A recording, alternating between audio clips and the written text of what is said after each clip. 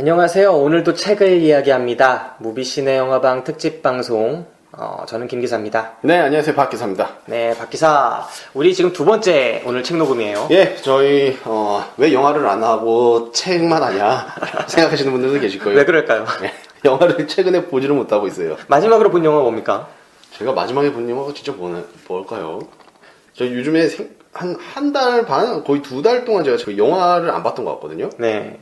네, 그래서 마지막으로 본 영화 기억도 안 나요? 기억이 잘 안 나네요. 네. 2달 정도 된 것 같다. 네. 네. 저희 마지막 녹음했을 때 영화가 마지막이었을 거예요. 아무래도. 마지막 녹음했을 때? 네. 그게 뭐냐고요? 그게 뭘까요? 그러니까. 네, 우리 인디펜던스 데이 했었나요? 그것도 아니었나요? 그거 안 했죠. 네. 제가 봤을 때는 아가씨가 거의 끝이 아니었을까. 아가씨 우리 같이 했어요? 아가씨 방송은 안 했었던 것 같아요. 그래요? 네, 그게 마지막이었던 것 같습니다. 네, 곡성 정도 됐겠네 그러면. 곡성, 네. 네. 제가 봤던 진짜 게 옛날 같다 곡성이라고 하니까. 엑스맨. 엑스맨. 엑스맨 봤었고, 미비포유 네. 라는 영화 봤었고, 그 다음에 아가씨, 싱스트리트. 아마 그렇게까지 본 것 같아요. 네. 약간 진짜 여름 되기 전에 봄까지 본 것 같다는 느낌이 들 정도로 옛날 영화 같네요. 그렇죠. 싱스트리트가 봄에 거의 개봉을 했었으니까. 네. 네. 아무튼 그렇습니다. 네. 네, 박 기사랑 이렇게 영화 볼 일이 없는데 그래도 책을 녹음하게 될 줄은 몰랐어요. 그렇죠. 우리가 네. 팟캐스트를 처음 시작하고 난 박 기사랑 책 녹음을 할 거라고 상상도 못했습니다. 그럼요. 뭐 상상을 못했죠. 네, 저 역시도요. 사실 영화를 녹음할 줄도 상상은 못했죠. 네, 네. 그렇죠. 어쩌 하다 보니까 된 거죠. 네, 오늘 다룰 책은 이 끝까지 물어주마라는 어떻게 보면은 팟캐스트를 하고 그 팟캐스트의 대본 형식으로 쓴 책이에요. 이게 사실은 이 책을 읽기가 굉장히 좀 찝찝했어요. 왜요? 예. 사실 뭐 라이벌 방송을 갖고 와서 네. 저희가 그 책을 읽고 거기에 대해서 리뷰를 한다는 게 굉장히 좀 자존심이 좀 상한다. 아, 우리도 팟캐스트인데. 아, 그럼요. 왜 막 라이벌이라고 해도 되나요? 네, 그렇죠. 지금 없어진, 네. 없어졌다고 하긴 좀 그렇구나. 지금 잠정 휴먼 상태인 잡스. 네. 우리 잡스의 라이벌 아니었습니까, 또? 네, 그렇게 볼 수도 있겠네요. 그럼요. 그렇게 보는 사람들은 거의 없겠지만, 네. 박 기사가 그렇게 본다면야. 네. 잡스를 운영할 수가 없어요, 도대체가. 이게 뭐 땜빵 최고 뭐 이게 돼야 되는데, 그게 안 되겠더라고요. 방송 없어요, 그러면. 거의 없앴죠. 네. 거의 없어졌다 보시면 될 겁니다. 네, 그렇습니다. 네. 사실, 최근 몇 년 동안 출판계에 두 가지 바람이 불었다라고 할 수 있겠습니다. 네. 우리 출판계 항상 힘들다 그러잖아요. 책 읽는 사람이 없다. 책을 읽는 사람이 없기 때문에 책을 사서 보지도 않고 그래서 힘들다. 도서 출판계가. 이런 얘기는 뭐 아마 인쇄술이 개발된 이래 구텐베르크가 뭐 금속활자 개발한 이래 꾸준히 있었을 겁니다. 우리나라에서 뭐 직지심 체유절 뭐 만든 이래로. 그런데 최근 한 몇 년 동안 그래도 이런 출판계의 불황을 일부나마 타개할 수 있는 두 가지 바람이 첫 번째로 미디어셀러라는 거예요. 혹시 들어보셨나요? 미디어셀러? 아니요, 처음 들어봤습니다. 창문 너머 도망친 백세 노인, 그리고 셜록 홈즈 모리어티의 죽음, 유성의 연인, 캐롤, 룸, 바다 한가운데서, 미생, 치즈 인 더 트랩, 뭐 어떤 공통점이 있는 것 같지 않나요? 이 원작이 책이네요. 네. 영화로든 혹은 드라마로든 나와서 인기를 끈 그런 책들의 경우에 책이 이제 원작이 사랑을 받는다는 겁니다. 네, 영화나 아니면 드라마가 인기를 끌어서 원작이 사랑받는 현상을 미디어셀러 현상이라고 하는 거죠. 미디어를 탄 작품, 미디어를 통해 주목받은 작품이 이 베스트셀러가 된다라는 건데요. 미디어 작가도 있겠네요. 미디어 작가요? 요즘에 도끼 책 내고 베스트셀러 됐다던데. 그럴 수 있죠. 네, 옛날에 타블로시도 있었고. 그렇죠. 네, 그런 작가들 많죠. 그렇게 되네. 네, 뭐 아나운서들도 많이 그랬었고. 대표적으로 정치인들 많이 그러지 않습니까? 그렇죠. 근데 이게 되게 베스트셀러가 그러니까 많이 팔린 책이 좋은 책은 아닌 것 같아요. 책 같은 경우에 저는 그런 생각 되게 많이 했어요. 책이 왜 가격이 동일할까 거의. 네, 보통 책 가격은 그 책을 만드는데 들어간 비용으로 이렇게 환산이 되는 것 같더라고요. 그런데 가끔은 우리가 어떤 음식이나 막 이런 거 먹을 때는 음식도 그렇구나. 가끔은 뭐 예술 작품이나 이런 거는 그 작품성에 따라서 가격이 다르잖아요. 작품의 수준이나 이런 거에 따라서. 근데 왜 책은 동일할까 하는 생각을 좀 했어요. 어떤 건 정말 쓰레기고, 어떤 건 정말 길이 남는 고전인데, 왜 이 두 개의 가격이 똑같을까? 근데 결국은 책도 산업이기 때문에 산업으로서의 역할이 더 강하기 때문이 양지 않은가. 그렇죠. 네, 그렇게 생각이 들더라고요. 뭐 도끼 씨를 몇 폄하하고 뭐 이런 건 아닙니다만. 도쿄 왜 이렇게 무시해요? 요즘에 뜨던데. 아유, 무시하다니요? 무슨 소리예요? 저도 그만큼 좀 살았으면 좋겠어요. 어찌됐건 뭐 그분이 책 냈다고 하니까 네. 갑자기 요즘에 화제 인물이 또 냈다고 하니까 바로 이 베스트셀러 이 바로 다이렉트로 올라버리기도 하고, 지난번에 우리 상 받은 우리 작가님 계시지 않습니까? 한강 씨. 예, 한강 씨가 지은 작품도 그 미디어를 타고 나와서 네. 예, 그 후에나 그죠. 지금 굉장히 좀 많이 팔리는. 분명히 똑같은 소설이 그 전에 있었는데도 불구하고. 그렇죠. 그리고 본인은 상 받았던 작품 이름이 뭐였죠? 채식주의자. 아, 채식주의자요. 역시 육식주의자라 관심이 없구나. 네, 그럼요. 저한테 아주 먼 얘기입니다. 아무튼 채식주의자보다 다른 작품을 아끼는 작품이 또 다른 작품이었대요, 원래. 네. 근데 채식주의자가 이렇게 많이 알려지다 보니까 채식주의자를 비롯해서 이제 나머지 작품들도 같이 이렇게 더불어서 인기를 타는 그런 현상도 있고, 네. 도서관을 가면은 요즘에 채식주의자를 빌려볼 수가 없다고 하더라고요. 계속 밀려 있어서. 네. 예. 아무튼 굉장히 좀 미디어의 그 유명세가 이런 책 산업까지도 굉장히 많은 영향을 미친다라고 생각을 해요. 그게 뭐 좋은 현상인지 나쁜 현상인지 모르겠는데. 네, 기본적으로 이 관심 자체가 부족한 쪽에는 어떻게든 긍정적이겠지만 반대로 박탈감을 느끼는 분들도 분명 있을 거예요. 많을 것 같아요. 네, 이런 기회를 잡지 못하는, 꾸준히 그냥 음지에서 노력하는 분들 같은 경우에는 누구는 출판 기회조차 잡기가 어려운데, 그럼요. 네, 누구는 이렇게 쓰기만 하면 베스트셀러가 되고, 미술 쪽에서도 얼마 전에 한번 갔다 오셨잖아요. 그렇죠. 그 유명세. 네, 그 요즘에 유명한 이야기가 있잖아요. 네. 유명해져라. 네가 똥을 사도 그걸 누가 살 것이다. 네. 아, 그분이 똥을 싸진 않으셨는데 왜 그렇게 말해? 아니 그게 누가 한 말이었다고 그랬는데. 네, 유명한 사람이 했다고. 네, 아무튼 뭐 그래갖고 저는 이제 하정우 씨가 그림을 그린 네, 그 작품전이라고 하긴 좀 그래요. 그게 네스프레소라는 그 메이커에서 그 작품전을 해준 거거든요. 네. 그 본인들의 커피 이런 거를 홍보하기 위해서. 실제로 최근 극장 가면은 그 광고 많이 나오더라고요. 하정우 씨가 네스프레소 커피 광고하는 거. 네. 저도 네스프레소 그 기계를 가지고 캡슐을 먹는 사람으로서 굉장히 좀 좋습니다. 네. 그런 약간의 뭐 문화적인 그런 활동을 하는 네스프레소 좋아합니다. 네, 아무튼. 네, 그런데 거기 갔다 왔는데요. 갔다 왔는데 저는 뭐 그림을 굉장히 좀 뭐 잘 알거나 뭐 이런 게 아니기 때문에 네.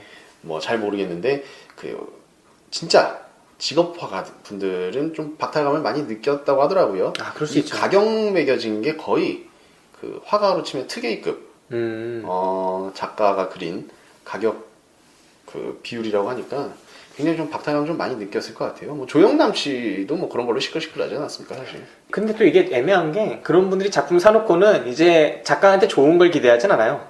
빨리 죽어라고 기대하겠죠. 그럼요. 그래야 가격이 올라가니까요. 정말 그림을 좋아해서 사는 사람은 또 얼마나 될 근데 것이며. 조영남 씨 그림이 저는 굉장히 좀 오를 것 같다고 생각을 했는데 이번 사건이 터지고 나서 또 진중권 씨랑 이제 또 일반 다른 분들이랑 또 엄청 싸우시더라고요. 그것 때문에. 그렇죠. 이게 근데 가격이 오를까요, 나중에? 만약에 조영남 씨가 돌아가신다고 해도? 어느 정도 효과는 있을 것 같아요. 그렇게 말을 하지만. 저는 근데 그 부분 좀 궁금하더라고요. 어떻게 생각하실지. 이번에 사건에 대해서 좀 아시나요? 뭐 대략적으로는 알고 있습니다. 네, 조영남 씨가 이제 보통은 조영남 씨 작품이다 해서 사람들이 다 조영남 씨 작품이라고 생각을 했던 거죠. 네. 그런데 알고 보니까 조영남 씨는 그런 컨셉만 잡았고 실제로 문화생이라고 해야 할까? 그런 분들이 다 그렸더라, 실제로는. 그렇죠. 그랬더라. 이걸 가지고 이거는 실제로 예술이다. 그리고 또 일각에서는 이건 사기다.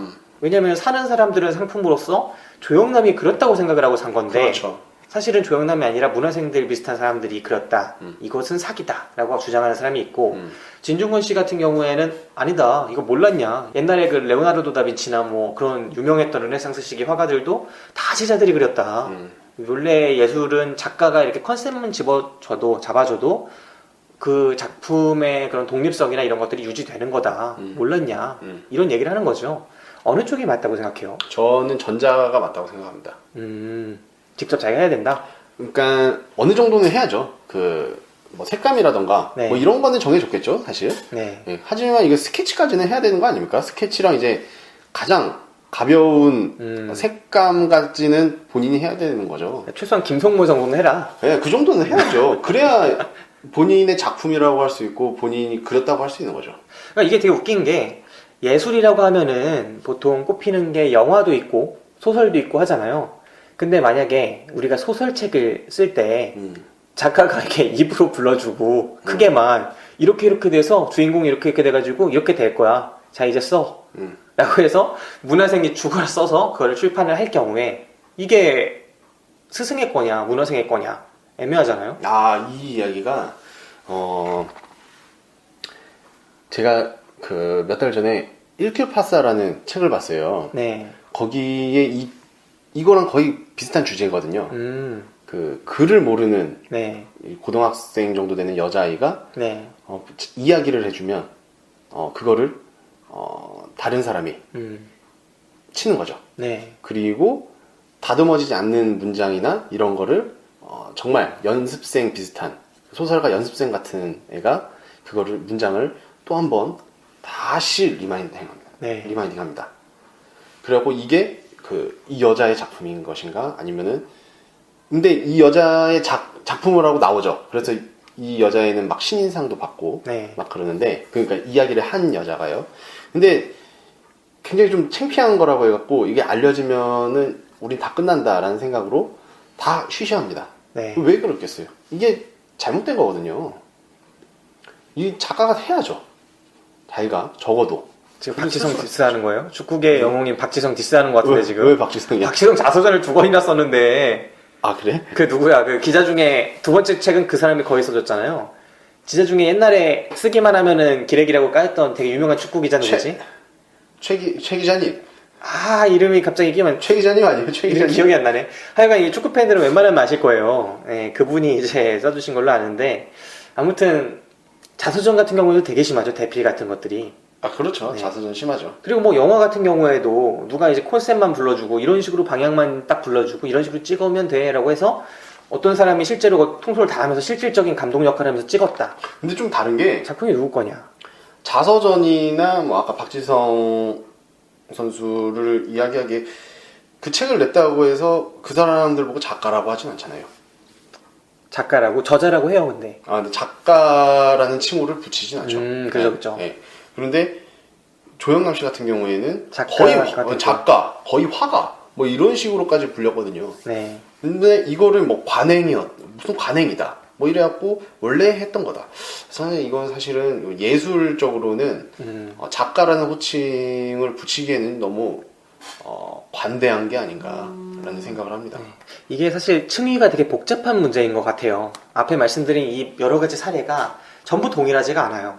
어떤 것들은 컨셉트에 되게 중요한 무게가 가 있을 수도 있고 어떤 것들은 그냥 표현하는 그 방식에 표현 수단에 훨씬 더 무게가 가 있을 수도 있고 정말 다양하고 또 그걸 통해서 상행위를 하는 그런 표면적인 행동이 나타날 수가 있고 상행위가 아니라 작가로서 명예를 얻는 부분이 또 있을 수가 있고 여러 가지 이 작품 자체를 누가 소유하냐 이 작품이 내 거냐 저 사람 거냐의 측면에서 논할 수가 있고 층위가 되게 복잡한 문제라서 그때그때 사안에 따라 다르게 따져야 하는 문제인 건 맞는 것 같은데 적어도 조영남 씨의 경우에 이게 거래가 되고 산 사람들은 이 물건을 조영남 씨가 그렸다라고 알고 있다면 또 동시에 조영남 씨가 화가라는 식으로 불렸다면 콘셉트를 잡는 그런 어떤 낸시랭류의 아티스트가 아니라 그림을 그리는 화가로서의 이미지를 구축해 왔다면 분명히 어떤 부분에서 사기성의 여지가 있는 게 아닌가 되게 복잡한 문제가 아닌가 하는 생각도 하게 됩니다. 네. 네, 아무튼 미디어셀러 얘기하다가 여기까지 왔는데 네. 미디어셀러가 하나의 소설뿐만 아니라 이 문학계의 하나의 트렌드였어요. 그리고 그 다른 트렌드 또 하나의 커다란 흐름이 바로 팟캐스트셀러입니다. 네, 이 팟캐스트셀러 뭐 대표적으로 노유진의 정치 카페 얼마 전에 책으로 나왔죠. 네. 네, 그 책도 있고 그 다음에 지대너비앗 뭐 이런 책 되게 유명하죠. 엄청 유명하죠. 네, 팟캐스트도 있고 그리고 또 우리의 라이벌이라고 저희가 생각하는 빨간 책방 있습니다. 빨간 책방. 네, 그 책도 제목이 빨간 책방은 아니었고 우리가 사랑한 소설들이라고 해가지고 부제가 빨간 책방에서 함께 읽고 나눈 이야기라는 제목이 붙었었어요. 우리는 책 안 나와요? 우리 무비씨는 영화방으로요? 네. 그러게요. 누가 출판해주면 바로 내려고요. 물어보는 거예요. 네, 그리고 과학하고 앉아있네, 뭐 잉글리시 인 코리안, 사회를 구하는 경제학, 메트로폴리스 서울의 탄생, 뭐 이재희의 만화 한국 현대사, 박시백의 조선왕조실록. 지금 말씀드린 것만도 거의 10여 권 되는 것 같아요.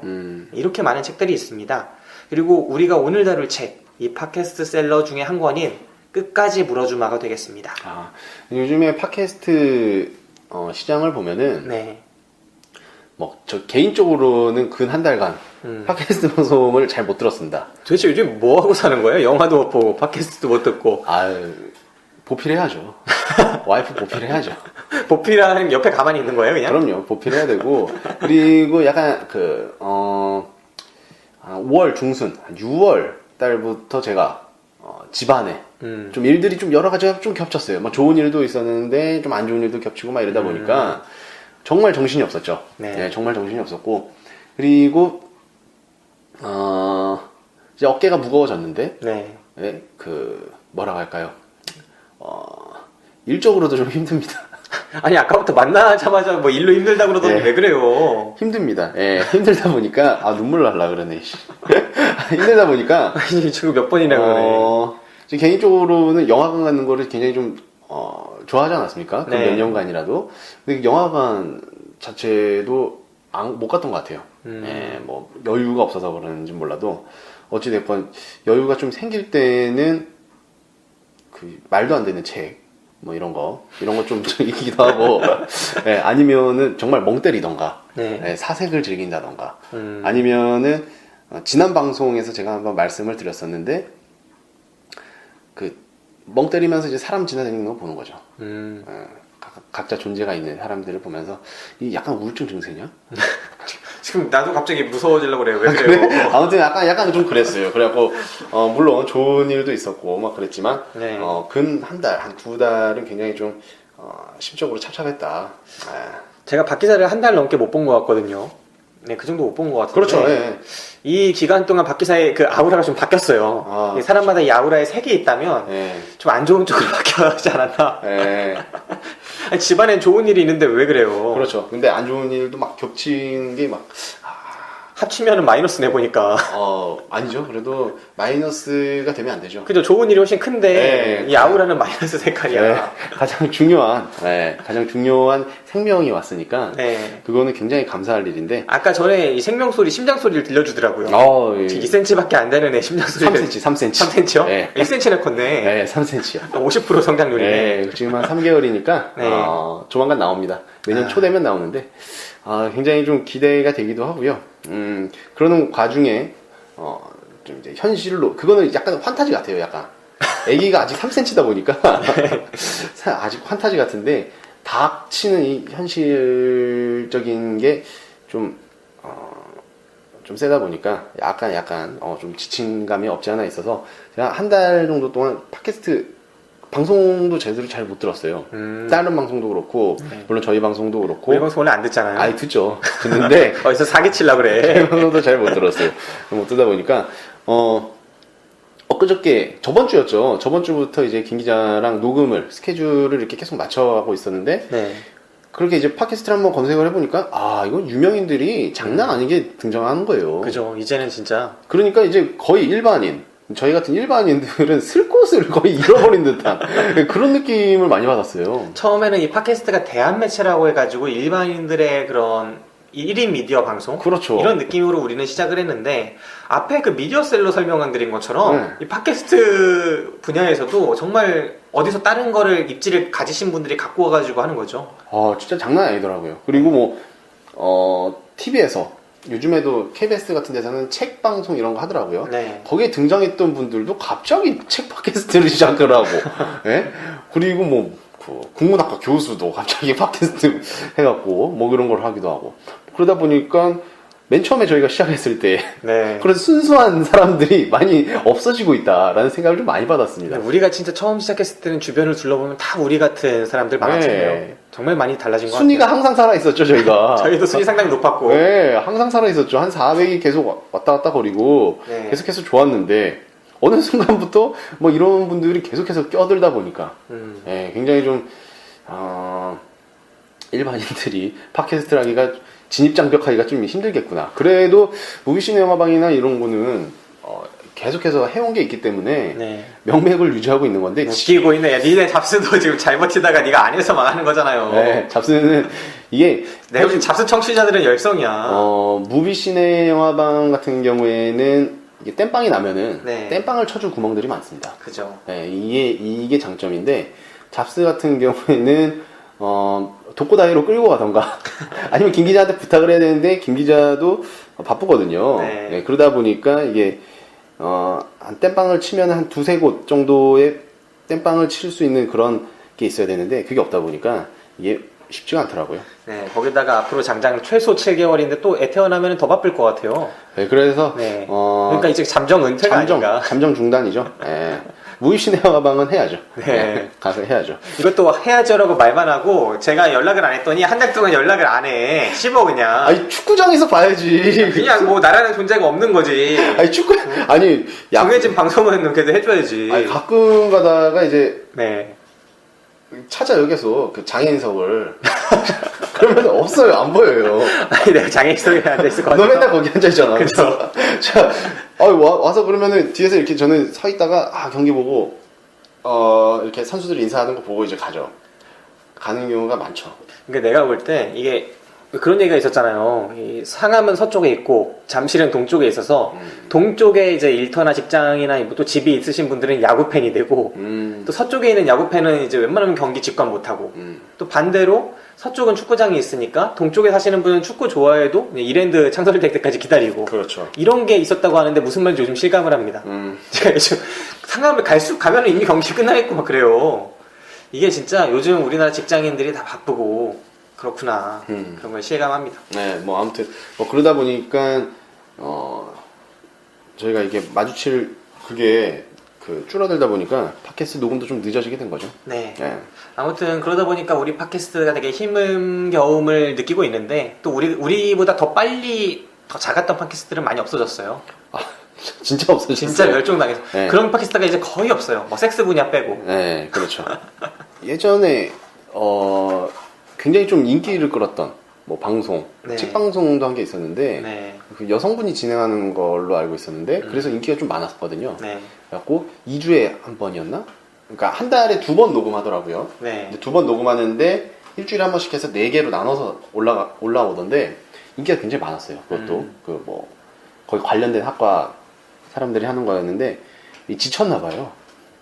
제가 엊그저께 한번 봤는데 네. 저는 구독 목록에 있어서 봤는데 이달에는 지금 한 개 초반에 한 개 올라오고 안 올라오고 있더라고요. 무슨 마음인지 알 것 같아요. 네, 이게 힘을 안 받는 거죠. 네, 이게 계속 순위 안에 제대로 못 들어가고 탄력도 못 받고 계속 밀리다 보면은 이게 하는 사람들이 그 마음을 잃죠. 그렇죠. 그리고 그거 같은 경우에도 거의 학생인 것 같았는데 뭐 대학원생이나 이런 것 같았는데 거의 독고다이 네. 식이더라고요. 근데 독고다이로 끌고 가는 게 진짜 약간의 뭐 DJ 지망생이나 뭐 그런 분들 계시지 않습니까? 영화에도 네. 그 홀로 방송하시는 분들 아, 그죠, 있었죠. 계속해서 네. 살아남고 계시는 네, 그분. 강신혜. 예. 네. 그분들 같은 경우가 아니면은 정말 살아남기가 저도 한 힘듭니다. 두세 번 들어갔습니다. 예, 아무튼 살아남기가 힘듭니다. 요즘도 하나요?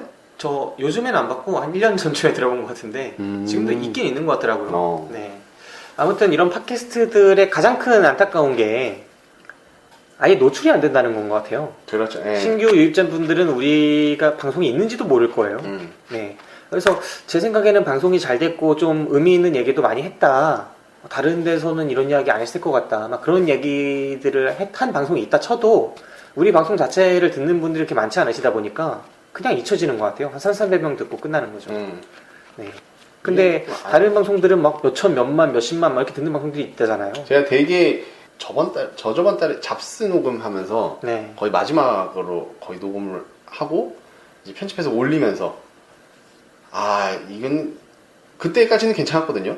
근데 올리면서 이게 확인을 할 때 그 팟빵 메인에 네. 떴던 그 광고 있잖아요. 그죠. 그 무슨 아재들 이래갖고 네. 나왔던 게 있어요. 네네. 혹시 아시는지 모르겠는데 그 LG 전 치어리더 분을 강윤희. 예, 데리고 LG 팬이랍니다. 예, 강윤 씨를 데리고 이제 아저씨 옆에서 네. 방송을 하는 거예요. 그러니까 그 방송이 굉장히 인기가 많은 방송으로 첫 한 두 번째 방송부터 거의 뭐 탑10에 계속 들어와 있는 거예요. 저 옛날에 김숙 그 송은이 방송도 네. 사실 첫 방송부터 이미 순위권 진입했어요. 그렇게. 그렇죠. 그러다 보니까 뭐 그냥 농당 땅 먹기 하는 거잖아요. 그게 어떻게 네. 보면은 그 아저씨들이 젊은 여자는 안 펴두고 그죠. 농담 따먹기 하는 건데 주제 한 개 두고 그런 게 인기가 끌고 막 이러다 보니까 맥이 빠지더라고요. 우리 방송도 아재들은 준비되어 있는데 말이지. 예. 그런 여성분을 구할 수가 없어서. 근데 이 형분들 구해와도 저기서 광고를 저렇게 때려주냐 이거지. 거의 메인이던데. 그지. 반짝반짝. 그래갖고 네. 나는 백날 해봐야 뭐하냐 이거로 막 이러면서 생각을 했었죠. 네. 진짜 모든 그런 되게 슬퍼지려고 하네요. 진짜 우울증 걸린 거 맞네. 그러니까 밖에서 얘기하면서 슬퍼지네. 요즘에 보니까 너무 진입장벽이 너무 높아진 것 같아요. 아니 방송 초장부터 왜 이렇게 기를 죽여요? 네, 그렇습니다. 그리고 어쨌든 뭐 최근 그 팟빵 사이트 보면은 네. 신규 목록 이런 네네, 게 있거든요. 그쵸. 뜨는데 보통 보면은 그 방송들이 3개월 이상을 못 가는 것 같더라고요. 네. 한 2달, 대부분 한 달, 되고. 한 달 가면은 많이 간 거고 뭐 그런 식으로 해서 많이 없어지는 것 같아서. 사회 전 분야에 있는 그 시장 논리가 여기서도 적용되는 것 같아요. 네. 뭐 자영업 같은 거 하시는 분들 비슷하잖아요. 그렇죠. 네. 네, 그냥 내가 열심히 해볼래 해서 꾸준히 내만 내는 사람들 살아내기 쉽습니까? 어디 프랜차이즈 갖고 오거나 아니면 어디 방송 타거나 이런 분들이 그냥 팍팍 잘 되죠. 그렇죠. 네, 그러다 보니까 아무래도 좀 약간 처음에 저희가 시작했을 때 그런 네. 우리 순수한 팟캐스트 진행자들이 많이 없어졌구나 하는 좀 약간 아쉬움이 좀 있습니다. 생각해보면 우리 당일 배송 축구방 할 때가 대단한 거였어요. 그때는 혁명이었죠. 네. 그때 당시는 혁명이었죠.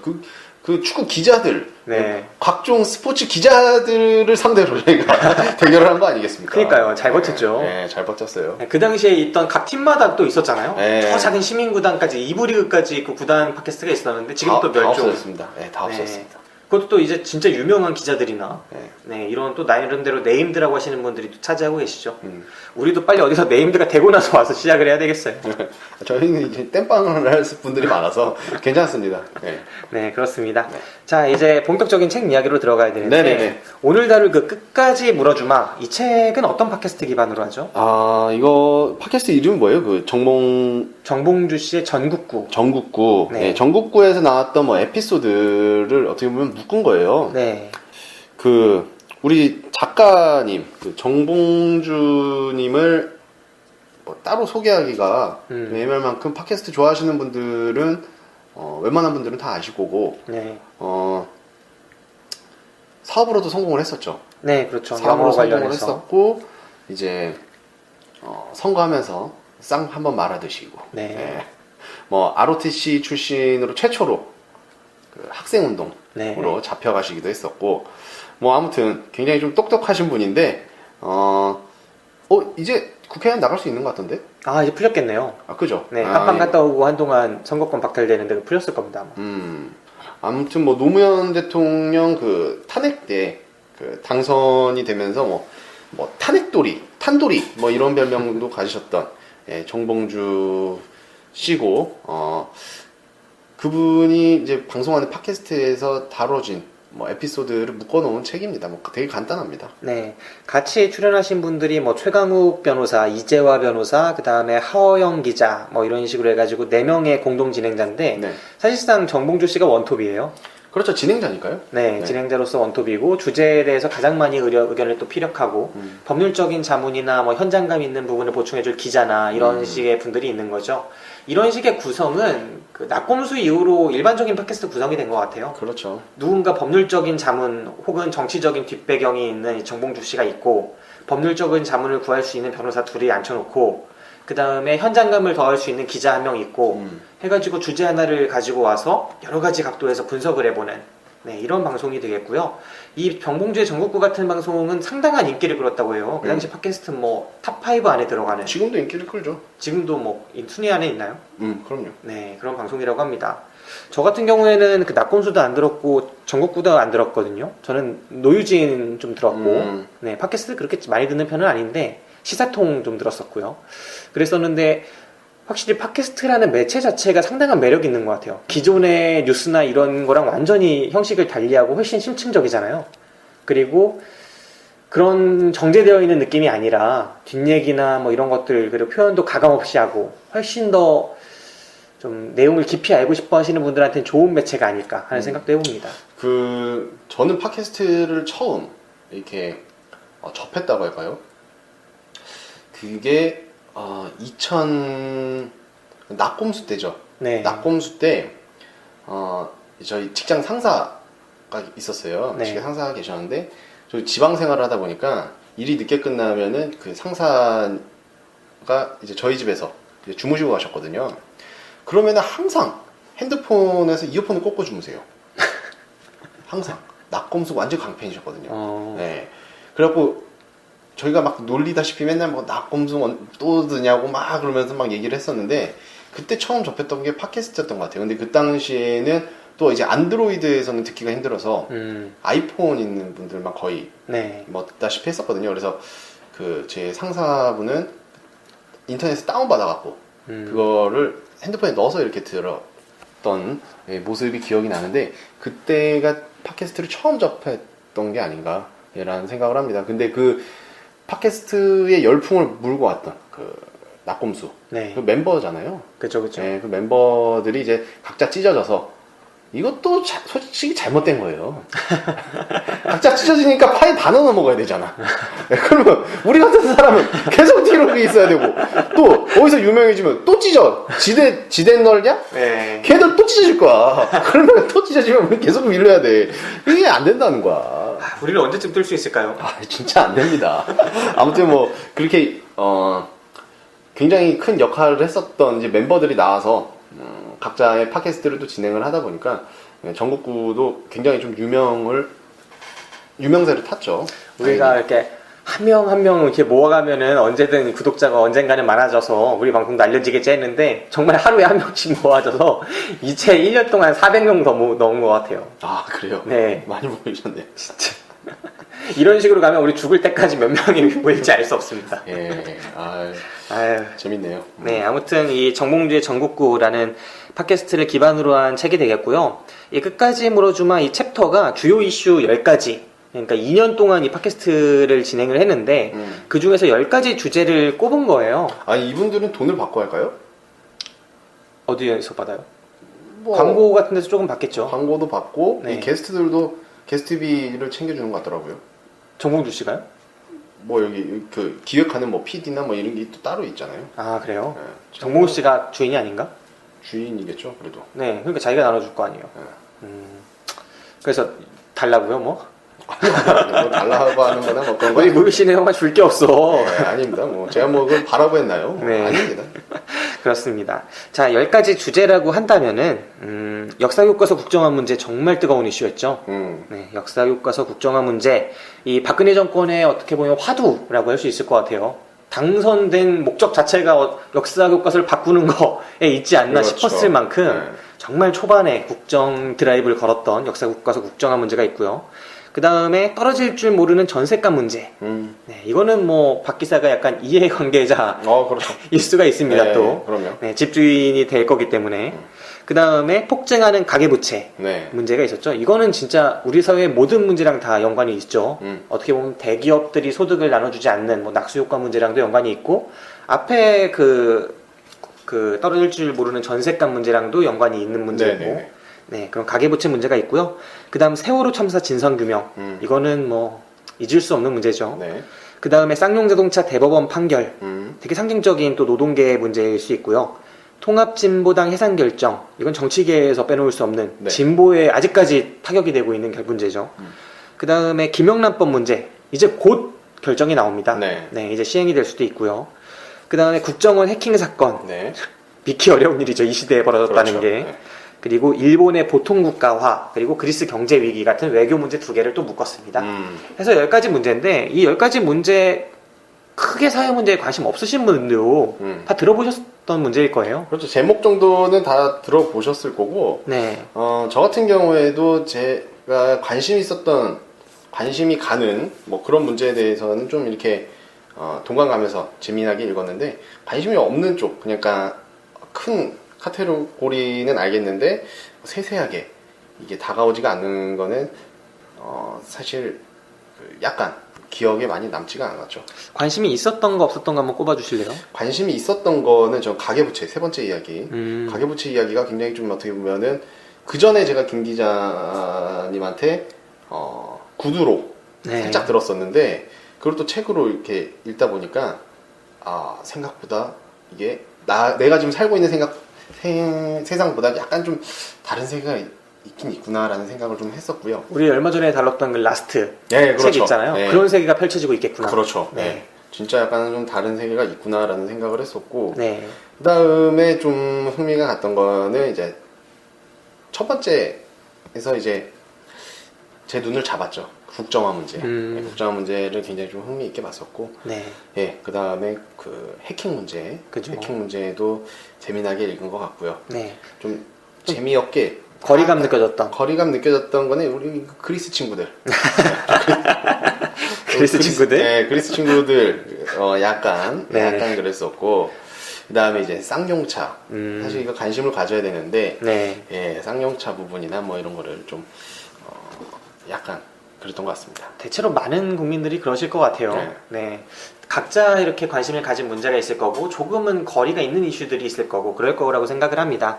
하지만 이 10가지 문제, 이런 문제 각각이 한국 사회의 오늘을 한때를 또 뜨겁게 달궜었고 한국 사회의 오늘을 볼 수 있고 또 내일을 비출 수 있는 문제들인 만큼 아직 해결되지 않은 문제들이 많잖아요. 네, 이 문제들을 한번 살펴보는 건 정말 좋은 기회가 될 거라고 생각을 합니다. 네. 네, 각각을 다 살펴보면 좋겠지만 일단 이런 책이 풀어나가는 방식이 어떤 거냐면 팟캐스트가 풀어진 방식이겠죠. 앞에 말씀드린 4명의 기본 게스트가 있어요. 그러니까 기본 호스트들이죠. 이 진행자인 정봉주 씨를 포함해서 2명의 변호사 그리고 1명의 기자 이렇게 해서 4명이 한 명의 전문 패널을 맡는 겁니다. 네. 예를 들면은 역사교과서 국정화 문제에는 역사학자 한홍구 교수 있죠? 성공회대 교수신가? 그럴 텐데 이분이 오셔서 뭐 역사 문제에 대해서 얘기를 해주시고 그 다음에 부동산 문제 하면은 언제나 꼽히시는 그 선대인 경제연구소 선대인 소장 이분 있으시고 가계부채 하면은 그 재윤경 그 에듀머니 대표였는데 이번에 민주당 국회의원 되시죠? 예, 맞아요. 네, 정말 기대되는 국회의원으로 저는 첫 손가락에 꼽습니다. 이 재윤경 씨가 오셔가지고 또 이야기를 해주시고 하는 방식으로 각계에서 가장 핵심적인 전문가라고 하실 수 있는 분들이 오셔서 이 진행자분들이 물어보는 질문이나 이런 것들에 답변을 해주시는 그런 형식으로 진행이 되는 겁니다. 네, 그리고 책 앞에, 책이 이제 각 장이 시작되는 그 장마다의 앞에는 정봉주 씨나 관계분들 또 그 패널, 전문 패널 분들께서 그 핵심적인 부분을 한 장 정도로 요약을 해서 정리해 주셔요. 한두 장 정도로. 그 부분만 바쁘신 분들은 읽어봐도 현안 같은 거를 되게 깊이 있게 살필 수 있겠다 하는 생각이 들더라고요. 네. 네. 어떠셨어요, 이 책? 저는 약간 자존심이 좀 상하면서 처음부터 접했기 때문에 제가 관심 있는 분야 아니면은 약간의 관심이 없는 분야, 평소에 관심을 안 갖던 분야에 대해서는 아까도 말씀드렸다시피 약간 되게 거리를 두고 읽게 된다라는 느낌을 받았을 만큼 약간 좀 그렇긴 했는데 어찌됐건 저는 그 전국구를 개인적으로 팟캐스트를 들은 적이 없었어 갖고 네. 뭐 책으로 처음 접한 거나 마찬가지였는데 괜찮은 시스템 같아요. 이 팟캐스트 자체가. 네. 근데 좀 약간 아쉬운 건 많은 분들이 나오잖아요, 거의. 근데 이제 정봉주라는 네임에서 오는 그 제목의 타이틀, 그걸 너무 부각시킨 게 아닌가. 네. 너무 광고성 아닐까. 나머지 분들은 안 유명해서. 그쵸.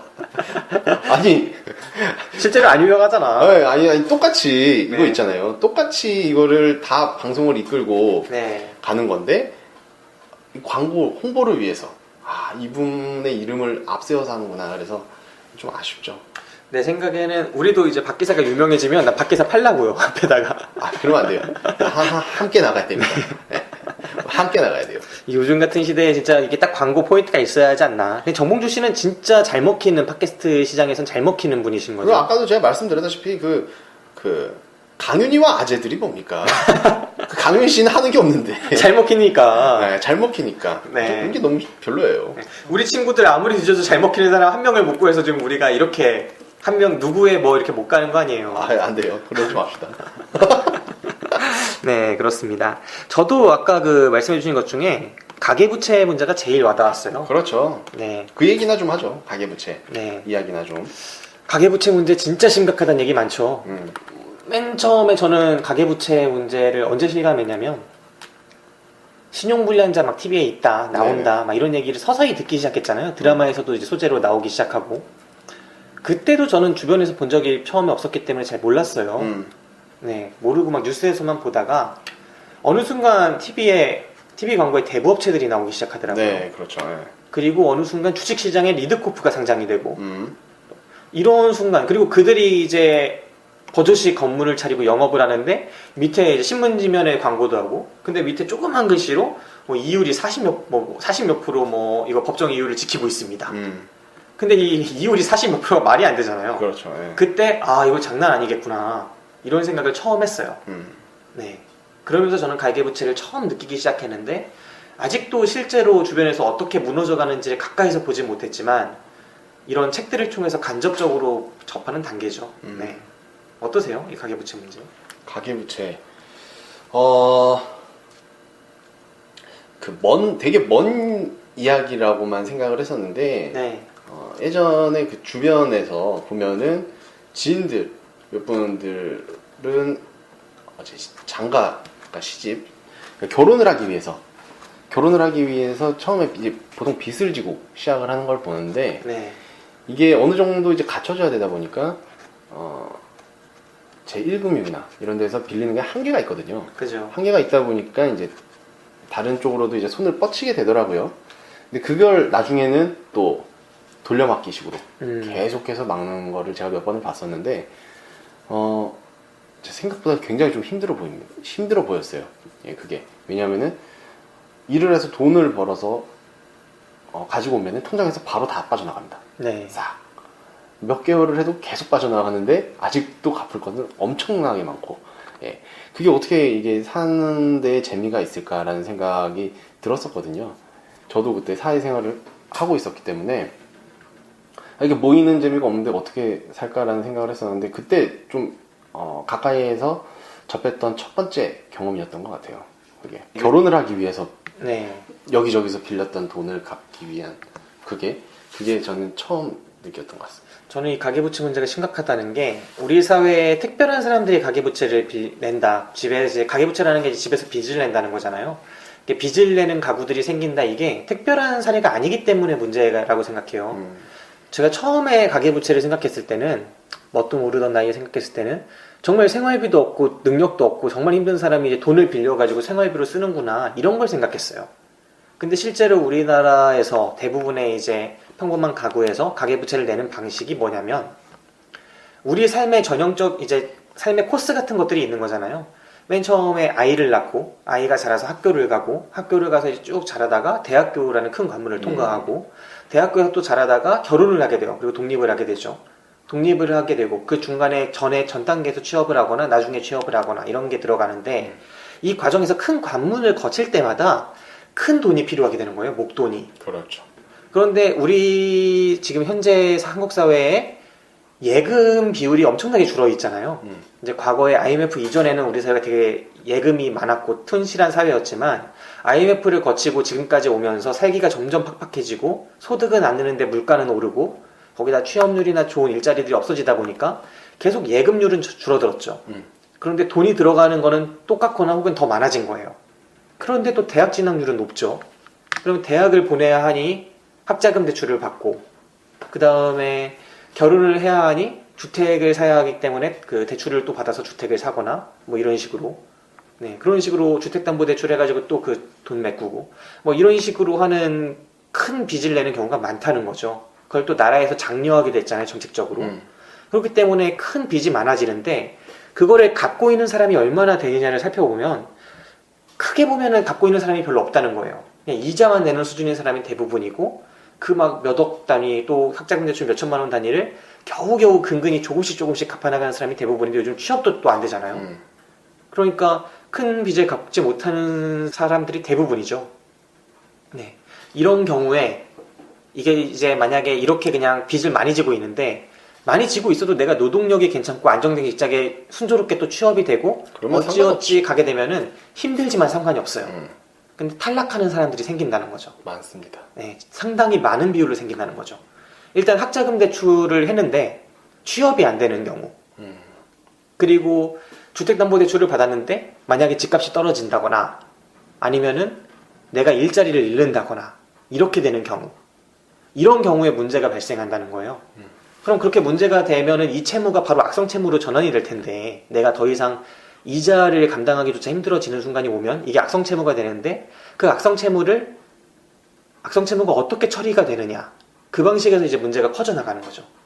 내가 빌린 제1금융권이나 안정된 금융권들이 악성채무를 팔아넘기고, 그렇게 정말 싼 값에 팔아넘기고, 그거를 또 산 사람들이 또 팔아넘기고, 이렇게 막 왔다 갔다 하는 과정에서 정말 이 악성채무가 저질 채무로 바뀌는 건 순간이고, 이렇게 내 신용이 안 좋아진 사람이 돈은 계속 필요해지잖아요. 그런 사람들이 돈이 더 필요하니까.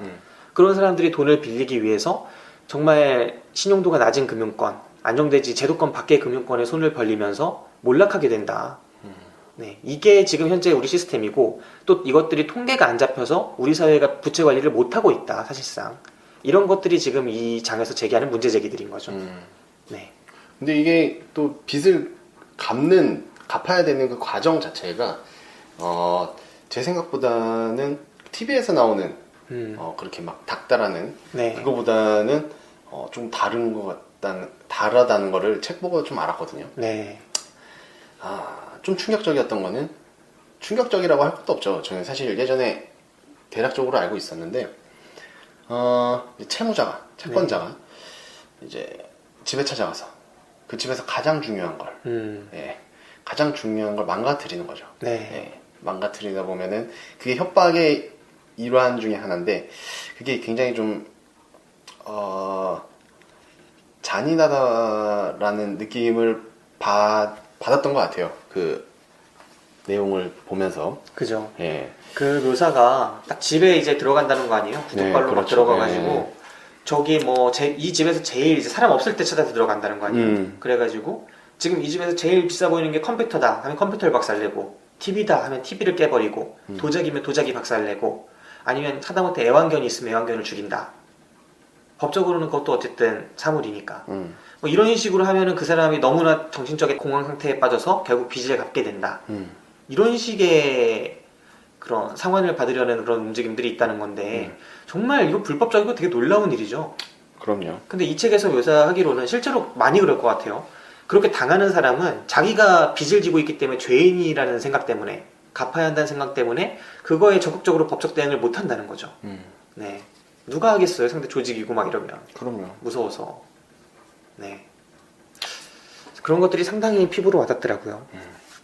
좀 충격적으로 다가오시는 분들도 많을 거예요. 예.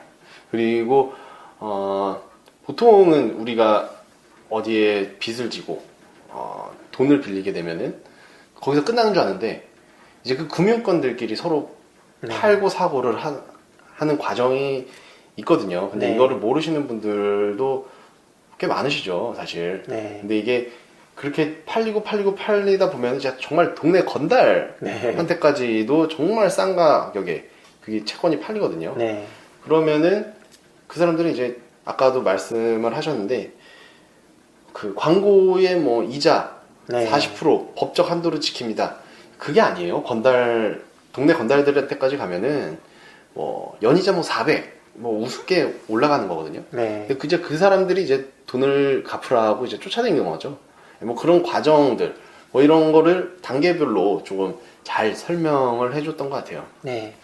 결국은 이 가계부채가 너무 심각해지고 파산하는 가게들이, 파산도 아니죠. 사실상 파산도 못하고 질질 끌려다니면서 사회에 어떻게 보면은 잉여계층도 아니고 뭔가 재활이 안 되는 그런 계층이 되는 거죠. 시민으로서의 모든 것들, 그 존엄을 다 잃어버리는 계층으로 전락해버리고, 사실상 재활이 안 되고 계속 빚도촉을 받는, 그래서 도망다니는, 정상적인 삶이 불가능한 그런 단계까지 내몰리는 사람들이 점점 늘어나고 있다. 우리 사회가 이들을 관리 못하고 있다라는 게 이 장에서 제기하는 문제인데, 이거에 대항할 수 있는 법적 제도가 파산이라는 제도거든요. 그렇죠. 예. 그런데 과거에는 이 파산이 정말 이 판단을 해가지고 정말 문제가 심각하다 하면은 면책을 시켜주는 거죠. 파산을 통해서.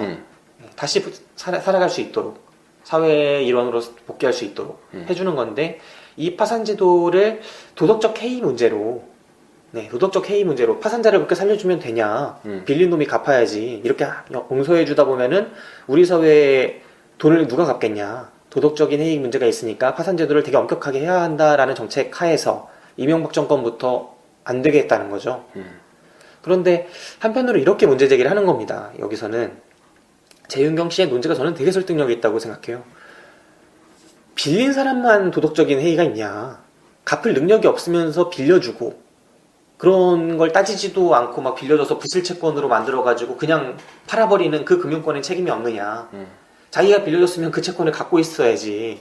자기가 빌려준 채권을 정말 검증되지도 않은 곳에 막 팔아넘기고 받기 어렵겠다 싶으면 그렇게 해서 자기만 손해 안 보려는, 상대가 나한테 돈을 빌린 사람이 어떻게 되건 말건 당장 내가 손해를 안 보겠다라는 그 마인드가 오히려 도덕적 해이가 아닌가, 이런 문제 제기가 상당히 와닿더라고요.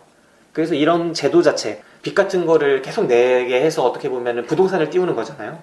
이렇게 만드는 이 국가 제도 자체가 상당히 가진 자에게 좋게 기능한다. 그리고 가진 게 없는 사람한테는 되게 폭력적으로 기능한다 라는 생각을 하게 되더라고요. 네.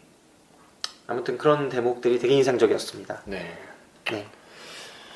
뭐 아무튼 굉장히 좀 그런 전문 분야가 필요한 뭐 이런 쪽에서 정말 전문인들이 나와서 뭐 저희 같은 경우에는 정확하게 꼬집어내지 못할 만한 네. 예, 그런 주제들의 그 세심함을 좀 이렇게 이야기하는 그런 팟캐스트를 그대로 책으로 옮긴 거라서 뭐 좀 새로운 거를 좀 많이 알았던 것 같습니다. 네, 계몽적인 책이에요. 네. 이 10개의 현안 두루 알고 있는 사람이 얼마나 되겠어요. 그럼요. 이 책이 그 10개의 주요 현안들을 4명의 친숙한 호스트가 각계의 전문가를 맞아서 이렇게 쉽게 풀어낸다는 것, 깊이 있게 풀어낸다는 것이 상당히 인상적인 책, 끝까지 물어주마가 되겠습니다. 네, 뭐 제가 근데 살짝 지금 팟빵을 한번 살펴봤는데, 네.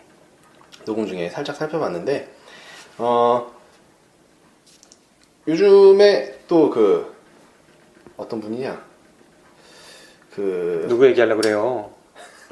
또 맨날 까먹어. 내가 볼 땐 너 지금 요즘 상태가 되게 많이 안 좋은 것 같아. 아우라 색깔도 변하고. 요조 씨도 이제 팟캐스트 나오시는 것 같아요. 혹시 요조라 씨랑 김관 기자. 예. 김관 기자 이 불의의 사태로 이렇게 나가고 나서. 쓸데가 없습니다. 이런 식으로 나오면 정말. 예. 진짜. 김관 기자가 열로 출두하는 겁니까? 이제 언론계에 설 자리가 없잖아요. 여기서 또 책 이야기를 하네요. 두 분이서. 진짜. 저희는 도대체 어떻게 서야 합니까? 야, 정말 대단합니다.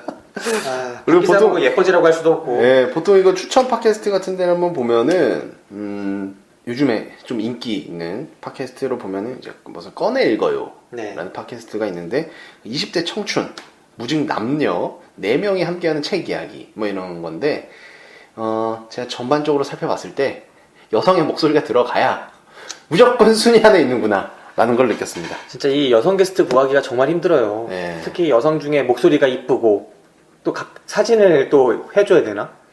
그렇죠. 약간 그런 게 있으면은 좀 네. 좋죠. 그런 여성들을 구하기가 너무 힘들다는 거예요. 강윤희 씨 구한 것만 해도 그 아재들은 대단한 겁니다. 진짜 대단한 거죠. 네. 그 아재들이 아무리 형편없는 방송을 하더라도 우리 어떡합니까 진짜. 설 자리가 없습니다. 아니 추천 팟캐스트를 보면 다 여성분들이 이렇게 뭐 호스트나 게스트로 계속해서 나오는 그런 방송들이네요. 진정한 남녀 평등 시대가 와야 될 텐데. 이거 뭡니까 이게? 아니 나는 깜짝 놀랐네. 요조 씨도 방송을 하고 있었네. 네. 다 합니다. 다 해요. 김강 기자랑. 네. 참 그렇습니다. 네, 아무튼 그렇습니다. 저희 끝까지 물어주마. 저희 무비신의 영화방의 나약함을 지켜볼 수 있는 그런 방송이 됐네요. 네, 그렇습니다. 네, 그럼 다음 또 다뤄야 될 책 한 권이 마지막에 남아있기 때문에 이제 굉장히 좀 지칠 만한 책이 한 권이 남아있어서 오늘 방송 여기서 마치고 다음 방송 진짜 끔찍한 방송으로 찾아뵙도록 하겠습니다. 뭐 다음 방송은 뭐 신랄 할 것 같아요. 뭐 강하게 추천드리지는 않겠습니다. 아니 네가 나한테 강하게 추천해서 본 거 아니야. 거의 사단만 나누지 않을까라는 개인적인 예상입니다. 네, 그렇습니다. 지금까지 들어주신 여러분들 감사하고요. 저는 김기사. 박 기자였습니다. 네, 박 기자였어요. 박 기자였습니다. 네, 지금까지 들어주신 여러분들 감사합니다. 행복하세요. 네.